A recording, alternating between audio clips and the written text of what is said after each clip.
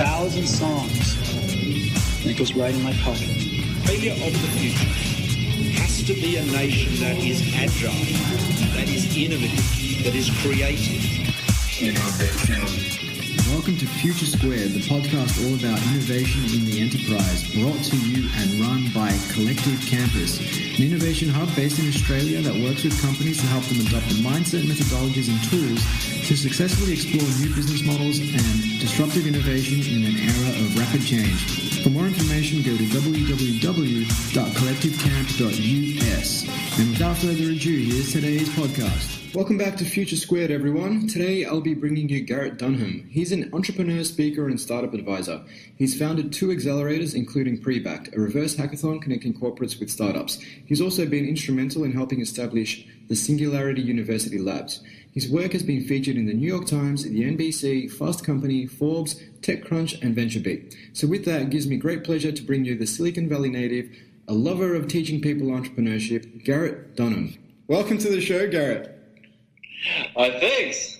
Thanks for having me. No worries, man. It's a pleasure to have you here. So before we got started, we were just talking about the San Francisco Giants. I know they struggled to make the playoffs last season despite having a pretty good record.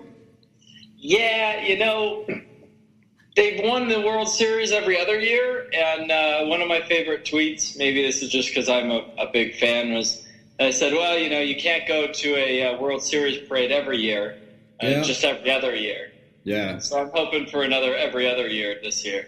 Well, that makes sense, man. I mean, every other year is good enough for me. And as some of my audience members know, I'm a Phoenix Suns fan, and I don't think we've made the playoffs for about 6 years in the NBA. So every other year sounds good, man. Every other year sounds good. All right, let's. I have a tendency to go into professional sports and sometimes spend the first 5-6 minutes doing that, but we are short on time today, so let's just get down to business. You founded Pre-Backed, which was a reverse hackathon and incubator, if you will, hosted by, basically you hosted pre-incubation programs, which essentially got large enterprise and Fortune 500 companies to pitch their problems they were facing to early stage startup teams rather than the other way around. Do you want to talk to me a little bit about Pre-Backed and how it all came about? Yeah. I think to answer that question of how it all came about, that was born a lot by or at least the spark of an idea was by a venture capitalist friend of mine. And really, I forget the exact idea that it was originally. Mm-hmm. He and I both admit that it was terrible, mm-hmm. but this goes to show that the idea wasn't what was as important as having something to aim toward. So I think that we wanted to do, VCs were pitching things that they would like to fund. Right. Well, that evolved.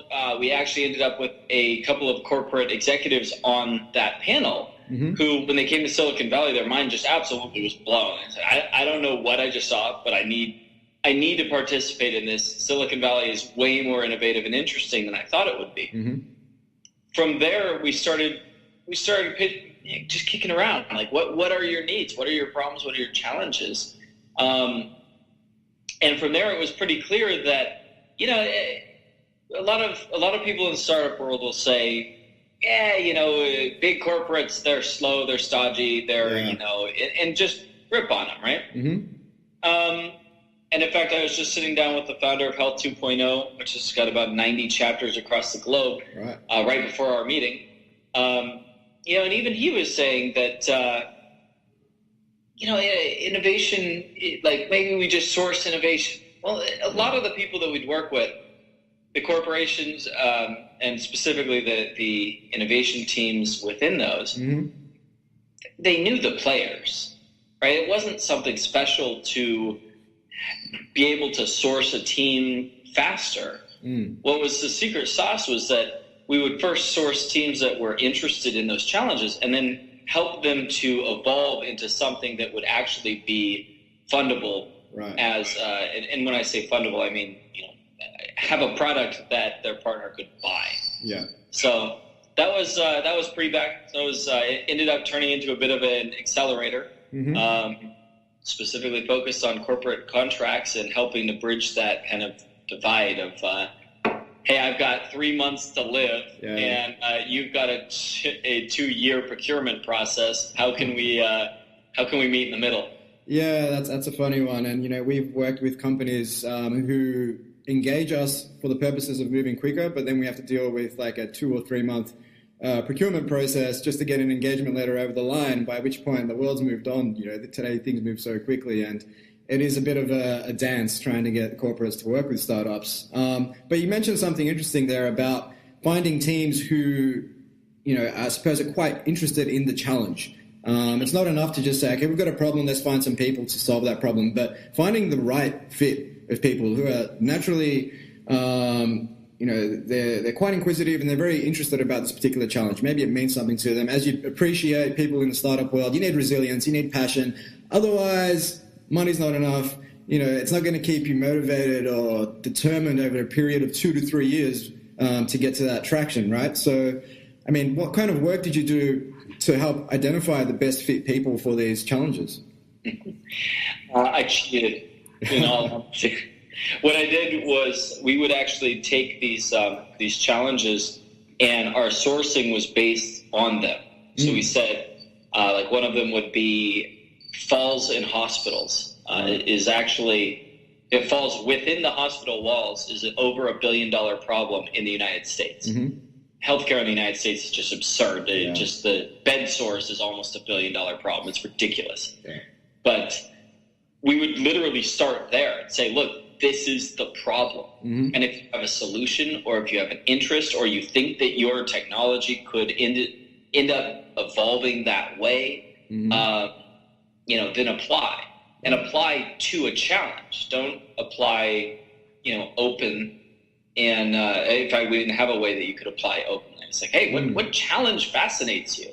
Yeah. One of the fascinating things that we found is a lot of the teams would end up merging multiple different challenges mm-hmm. into into a fascinating solution. Mm-hmm. And that one was interesting. I've been doing some work with, I helped Singularity University launch their startup accelerator. Yeah. They've done some work with Lowe's, and the Oshbot is something worth looking at as really, it's just a beautiful example of a huge organization mm-hmm. and a very, very small startup being able to work together, evolve together. Right. The Oshbot is, gosh, I have some visual slides that are fantastic for this, but yeah. It's a robot with a touch screen on the front, mm-hmm. and it's got a screen that almost like Skype.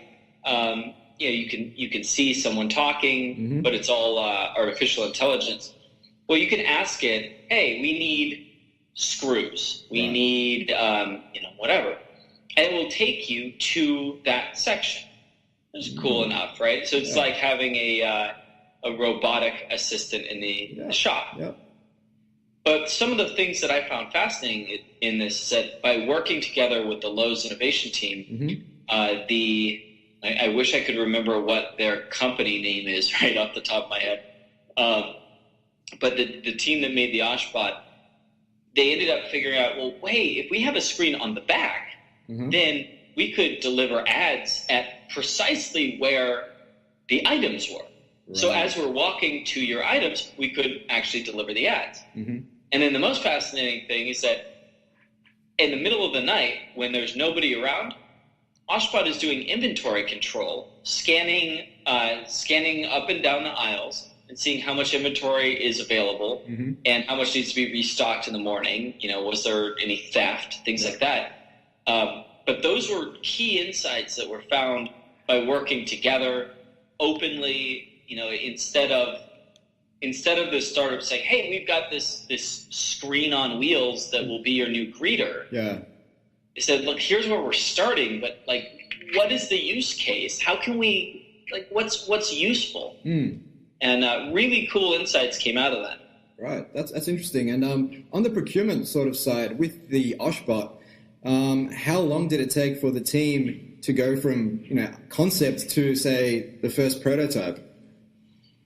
I'm trying to think through, because I believe that Lowe's, who owns Orchard Supply, hence mm-hmm. Oshbot, I don't believe that there was a procurement process. I think that team actually had some money that they were able to use to fund innovation. So I know that they're currently piloting it in one store. My guess, I'm not privy to this information, but my guess is that if I were on either side, I would be using that pilot time to work on procurement. To say, look, we've got data, we've got video, literally, of people being thrilled by this product. It's worth the money. Here's the data that we can show of the inventory control saving dollars. Here's the increase in revenue that we're getting off of the ads. Yeah.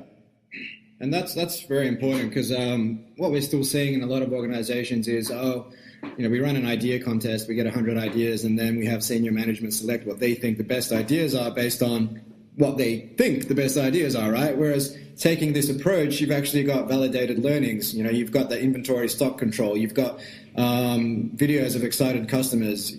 It kind of speaks for itself. It's a lot easier to get buy-in, and you're more likely to back winning ideas rather than just ideas that we think will actually work. Right. No, it's absolutely true. Yeah. So, challenges obviously around procurement. What were some of the other key challenges you found around startups working with these large organizations? A lot of those challenges were my own. The way that I would, and the way Pre-Backed would end up helping a startup get usually a 6-figure contract with a large organization in healthcare in about 4 months flat. We ended up having to do a lot of the procurement cycle, a lot of the upfront, a lot of the back and forth, all the things that take a lot of time. There was one company, we had a call to discuss our meeting where we'd plan our meeting before we had our meeting. Yep. I know that story. and every single one of them got pushed back by a week or more. So it took us 2.5 months just to have the meeting where we said, hey, here's our idea. Yeah. How do you keep the startup founders or the startup team engaged during that process? Well, they don't have to do it. So by the time that we would engage with the company, we worked with Cambia, which owns Regents Blue Cross Blue Shield. It's a Pacific Northwest health insurance company in the United States.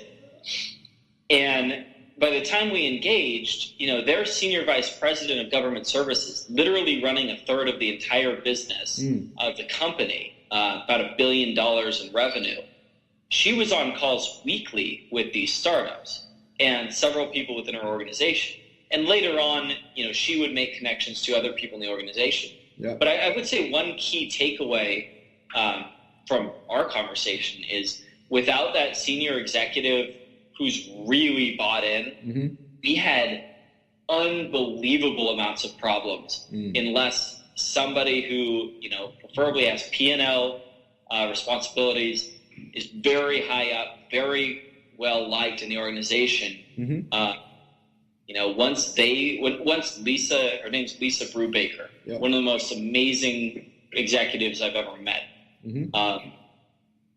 When she had bought in and she put her force behind it, then mountains moved and things went really quickly. And within 2.5 months, they were offering a contract to a company that they had just barely met to the tune of 6 figures. So I guess getting that senior management buy-in is critically important. And it's got to be visible too. It's not just enough for them to say, yeah, we support this, but then everyone below them in the organization doesn't really realize that they support it. Yeah. And it's interesting. So say a startup team went through this process, they've solved a problem, they've got some metrics, it's working well. How do they communicate that back to the organization? Obviously, large companies, generally, when it comes to traditional metrics, we're looking at net present value, return on investment. But with startups, we're looking at learning metrics, innovation metrics. How did you kind of bridge that gap to support that ongoing or subsequent investment in our concept? It's a good question. We ended up not doing a lot around there. Interestingly, though, when I started polling our own customers and even potential customers about like what metrics do they want to use, Lisa was a great example. Right. This is probably not indicative of very many organizations. But said, well, what was the KPIs and like ideas behind why'd you back us, right? Why'd you give us money? Just really would help my sales strategy for other companies. And she's like, there were no KPIs. Like, it was cheap enough, and tens of thousands of dollars, by the way. Yeah. It's cheap enough that we figured that, if it didn't work, it'd be we'll chalk it up to an executive retreat. Yeah.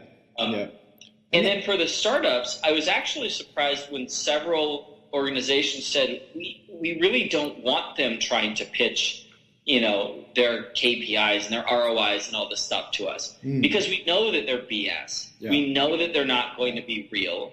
And that's, they're just going to bucket themselves like every other vendor. And if we want to work with when they would work with our startup specifically,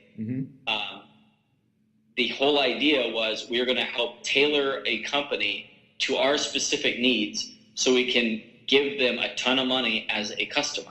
Well, in that instance, they really didn't want a startup to look like a typical vendor.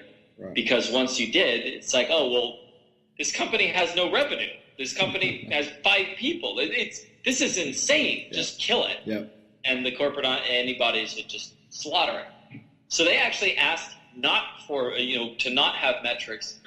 And if you read the book, which I just finished, Creativity Inc., it's by one of the founders of, have you read it? Yeah, Ed Catmull, right? Yep, he speaks about the necessity to protect the baby, right, the initial seed of an idea early. And at some point, yes, it does need to live up to the rigors of, what are the metrics. But I feel that especially with working with a startup, if you focus too much on what that ROI is going to be early, it's going to, metrics are critically important, but the right metrics are what's really critically important, right? Yeah, exactly. We spoke with Ben Yoskovitz, who wrote Lean Analytics a few weeks ago, and he was talking about the whole concept of the one metric that matters, which at different stages of the product development process, you're going to have different metrics. Early on, it's going to be about validating that customer need, then it's going to be about, the business model, and then eventually it's about validating what features do people really care about. But, you can't expect to apply what McKinsey calls, Horizon 1 incremental improvement metrics to your disruptive innovation where there are just so many unknowns. Right. But I like what you said about, whatever, it's only tens of thousands of dollars if, we'll just put it down to some kind of executive retreat, right? But it's so true. I think there's a misconception that taking, say, the lean startup philosophy or, your Silicon Valley startup approach is fraught with dangers and risks. But in today's climate, the biggest danger is standing still. And, you can easily invest across 10 different ideas for maybe $500,000, which would probably not even begin to scratch the surface compared to some of the other, big transformational projects that can cost hundreds of millions of dollars. And the fact is, you need to take a portfolio approach because the risk of things not really panning out are quite high. Oh, totally. In fact, Disney did something very interesting with that. Now, they went the accelerator route, and I'm going to plead with all of your listeners not to create an accelerator because there's very little need left in the world for more accelerators. Back some of the good ones and participate with them. But with that said, Disney ended up working with Techstars, I believe, and they sourced a number of startups. One of them was Sphero. Are you familiar with this company? Sphero? Yeah. So it's a little spherical toy that drives around. There's internal motors, so it doesn't actually look like it's anything other than a giant bouncy ball, but it drives around, right? Right. This company was backed by Google, went through their accelerator. If you look at it and then look at BB-8, there's a lot of similarity for good reason. Right. What they ended up doing was they took this technology. Bob Iger, the CEO of Disney, saw an ability to create a drone in the movies out of this, right? So then they create a drone. This Sphero company raises their Series C. They get a ton of money out of it in investment. But also, I haven't looked up the numbers. I believe it was $22 million in revenue was expected for the Sphero BB-8, or sorry, the BB-8 version of this company's product to be sold, right around the time of Star Wars. So Disney was able to source technology that the CEO himself saw a future in. Yeah. He backed it and put a lot of effort into it. It goes to that executive, having that executive have real buy-in. And then they put it into their movie, blow out the revenue for the startup, which means that their investment just doubled in size or more based on the fact that they were participating. Yeah. So it becomes a little bit difficult. A lot of corporate innovation arms, corporate VCs can crush a startup too early. Yeah. But if you can do it really right, Disney and a lot of large organizations have the capital to be the largest client and to essentially prove out their own investment by saying, we believe in this, so we invested in it and use it. And now they have a bunch of revenue. Yeah. And now because they have revenue, they can raise subsequent rounds, their valuation shoots up. So our investment comes back to us. And that's, what you're talking about there is about that sort of strategic alignment between the investor and the startup. And, in that case, the startup essentially becomes a customer. And because it becomes a customer, the revenue goes up, the valuation goes up, and everybody's happy. Whereas I think there appears to be a tendency in some cases of large organizations just kind of diversifying across all kinds of ideas, which is great. Diversification is a good thing, but if I'm a telecommunications company and I'm investing in bicycles, it's kind of hard to picture a strategic fit where I can help that bicycle company, grow. So I think that's a critical point. So once startups have gone through this process, what did you see in terms of next steps? Did corporates look to simply partner with the startup? For example, like what you've just alluded to, did they look to acquire and integrate? Did they look to invest in the startup a little bit further? What were some of the next steps that you saw? Yeah, the next steps are a little bit. Sorry, I'm getting feedback. The next steps were a bit harder because we ended up, my partner and I had a bit of a falling out right around the time that their Cambia deal, which was the one that was working the best. When they started offering a contract, the team that they offered a contract to ended up acquired by IBM fairly soon afterwards. And, a lot of issues came down to things still moving slowly. But, there was talk of, actually I'm thinking through Wellmark, there's talk of wanting to invest in the startup as well as being having the startup be a vendor. And that was what seemed to make a lot of sense for a lot of different organizations. Yeah. That makes perfect sense, Garrett. And just one last thing I wanted to touch on the pre-back side of things was around, obviously speed is fundamental to success when it comes to that early stage, innovation.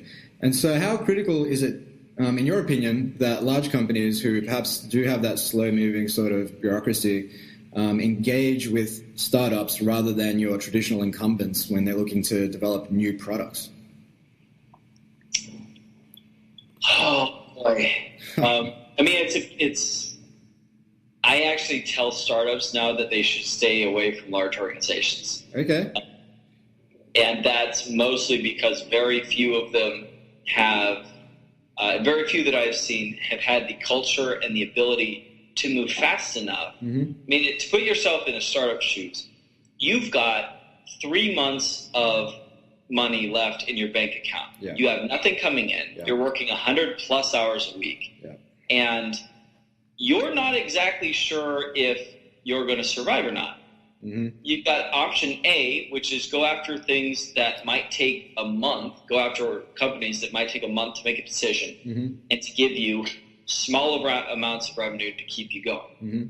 Or you've got option B where, I mean, realistically, most organizations I've talked to take 9 months to get a deal.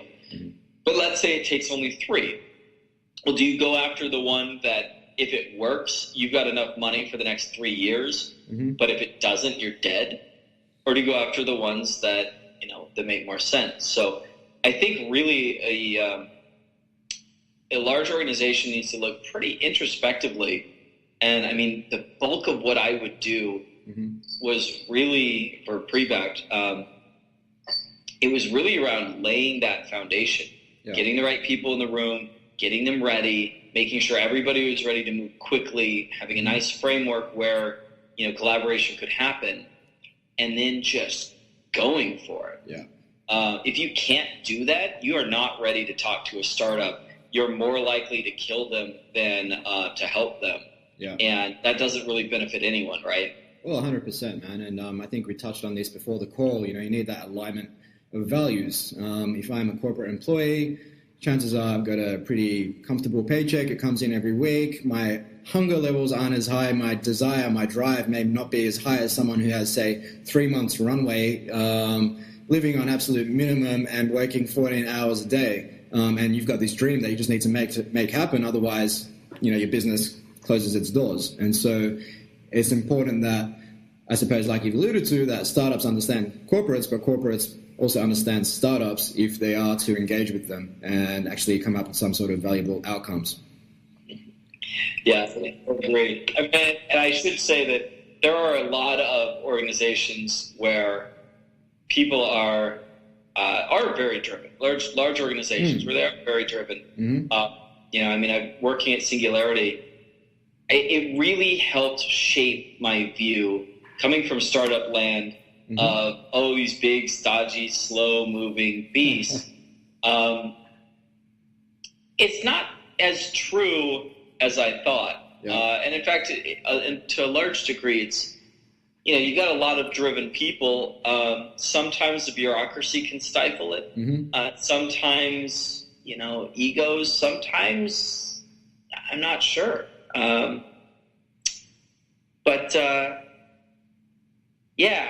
grown to respect the people who work within large organizations, and especially the ones that are willing to say, look, we know we need to innovate. Yeah. We need to do it smart and focused, but at the same time, creativity, you can't just invent creativity. Yeah. You need to let it sort of mature. Mm-hmm. And it's not something you can just run a brainstorming session on. Let's get together for an hour and brainstorm. We're going to come up with the next big thing. Yeah. There's a book that I'd highly recommend. This was actually recommended to me by, I forgot his name off the top of my head. Very prominent Silicon Valley guy. But thanks, man. horrible intro. Let me see if but it's called If You Want to Write. Right. And very little book. It's about writing, but I think that it expands into the whole creative process very well. And it's just fascinating. It's one that Guy Kawasaki. There we go. I knew that would relate to the top sooner or later. That was one of 3 books that he recommended when he spoke to us over at Singularity. Yeah. Well, he's also Chief Evangelist Officer now of an Australian startup called Canva, who you'd probably be familiar with. So they're doing wonderful things. But and on the topic of those corporate entrepreneurs who are willing to push the boundaries, I think Steve Blank recently wrote that he has huge respect for them. They're kind of like these warriors who have to deal with so much bureaucracy, but somehow they manage to just navigate all the minefield that is a corporate and actually deliver outcomes. It's obviously a lot harder to do that from within a large organization than from outside. So definitely much kudos to the guys that can do it internally. I've got a few friends in that space who are trying to push the boundaries. and it definitely requires a massive level of resilience and just drive. So you're definitely right there. We are running out of time, so I want to touch on your project you're working on around productivity. I thought I had written the name down, but it is not here. You want to remind our audience what you're working on? Well, I mean, I did some work on productivity, and I'm a big fan of it. I wrote a small ebook about how to called Brutally Productive, and I actually haven't published it, so sorry, you won't be able to see it, but I haven't published it yet. Actually, my focus now is on behavioral change and helping people to install or eliminate habits in a single weekend. Right. And some of this does touch back on productivity in that, I mean, if you want the habit of like going to the gym every day, or which, by the way, massively improves productivity. Good. Richard Branson said that he attributes exercise to 4xing the amount of productive time he has in a day. Couldn't agree more, man. It's an interesting one. You talk about habits. I recently heard a podcast with Tom Ziegler, Zig Ziglar's son, and he was talking about how he was down in Melbourne for a conference, and someone put him on the spot and said, "What's the quickest way to success?" And he said the first thing that came to mind, which was replace bad habits with good habits. And then he thought about it a little bit more, and he said, "Well, that's actually quite powerful." And I recently put together a list of about 20 bad habits. Okay, what can I replace this with? And I've been doing that for a little while, and it does have a profound effect on just not only your productivity, but just your well-being and the way you see the world. It's really, really powerful stuff to just take a step back and be a bit more introspective and say, hey, how can I get better? I would highly recommend BJ Fogg's work in this realm. He's a Stanford researcher does a lot on habits. Tiny Habits is a free weekly course that he gives that it's just based on email, and I did it. Liked it a lot. Ended up figuring out a lot of what he taught long before going through the course. But things like have a small, like, for example, for 7 years I wanted to get back to the gym. I'd gone regularly for about 6 hours a week for about a year, and then I just fell off. 7 years, kept making big plans, big ideas. And this can come back to our talk in a lot of ways too. Of like, well, here's the big, fully thought out plan, right? Yeah. Which never works. Yeah. And for me, not one time out of the, 5 or 6 attempts when I had a full, this is what I'm going to do on day 1, this is day 2, this is day 3, I'm going to do this many reps of these different exercises. Yeah. 0 times. What worked is I said, you know what? I'm going to go to the gym for 5 minutes. Hey, 5 minutes is 5 minutes. And then I said, I knew if I go for 5 minutes, I'm going to go again. I'm going to stay there for longer than 5, right? Yeah. But this goes back to BJ Fogg's philosophy of tiny habits. He said you want to have the habit of flossing, floss 1 tooth, and then be proud of yourself afterwards. And better yet, do it based on a trigger so that you can outsource this into your basal ganglia, into your core brain. Yeah. What that comes to in productivity is you can figure out what is that one metric that matters. What is the one thing that you should be doing right now? And preferably something that you can control. I teach this to entrepreneurs. Let's say it was you want more customers, right? The one thing that you can control is how many you reach out to. You can't control how many respond back. You can obviously optimize, and you should. But let's say that you talk to or email 100 people a day, 50 people a day, 10 people a day, whatever it is, and you do that consistently, you can figure out your funnel. How many emails does it take to get one conversation? Does it take to get one conversion? That's right. Well, great. Now you have something that you personally can do. And if you marry that with the tiny habits, then let's go back to the email example. You need to increase sales. Great. Right after you come back from lunch, you'll sit down and send 1 email to 1 customer. and then be very proud of yourself for it. That reward is key. Mm-hmm.